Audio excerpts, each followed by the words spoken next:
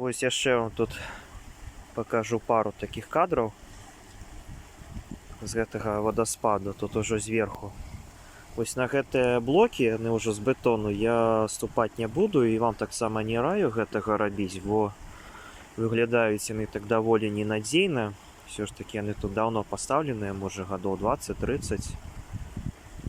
Тут вадзічка так выцякае і туды спадае. Калі я не памыляюся, гэта такі штучны заліў, размешчаны на рацэ Палюшка. Калі гэта так, калі я не памыляюся, можа там у каментарах хто падкажа, праўда ці неправда, то гэта та самая рэчка, якая у раёне вёсцы Ахотніца там упадае потым у заходнюю Цвіну насупраць Новаполацка.